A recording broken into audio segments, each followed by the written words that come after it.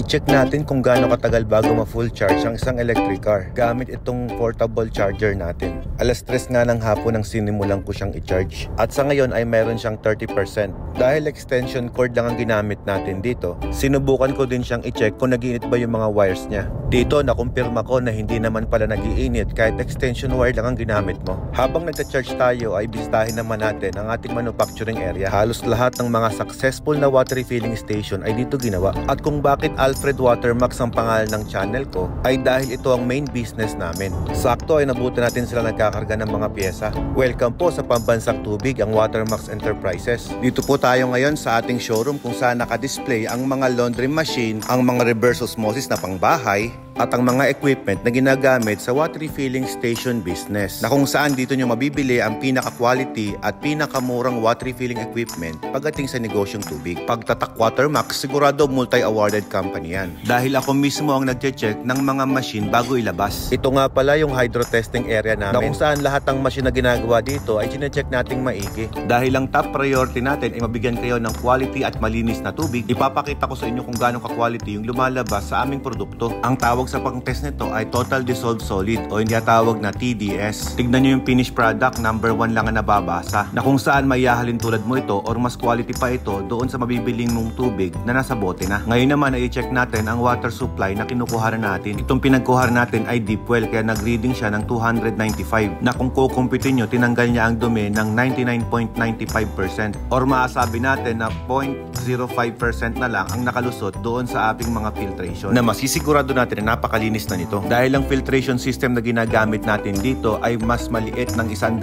beses sa isang bakterya. Kaya naman, kaya tanggalin ng system natin ang bakterya, pati na rin ang mga DNA nito, tsaka yung itlog. Kaya kung galing sa Watermax Enterprises ang machine na gamit mo pagdating sa negosyong tubig, makakasiguro po kayo na ang pamilya ninyo ay safe pagdating sa tubig na iniinom ninyo. Na ultimo, ang mga tubo na ginagamit namin dito ay antibacterial at gawa sa Germany. Hindi basta-basta dahil PPR pipe ang gamit namin dito at hindi PVC. Matapos ko nga i-check ang mga makina na para sa aming mga kliyente, ay binalikan ko na ang ating sinacharge na kotse, na kung saan ay inabot lamang ako ng 1 oras. Alas 3:30 ko siya ng chinarge at ngayon binalikan ko siya ng alas 4:30. And boom, 1% lang ang nadagdag sa ating battery. 24 hours charging pala kapag itong portable battery. Dahil nakalagay naman dyan na tomorrow pa mag-full charge at 80% lang yun. Para sa akin, okay na rin to dahil lagi ko naman itong baon sa kotse. Dahil dyan, ito muna si Bordager lang gagamitin ko papunta dun sa Platinum Lubricants. Dahil lang ginagawa ko ang video ito ay nakaschedule kami para pumirma ng kontrata ng pangalawang taong renewal natin bilang brand ambassador ng Platinum.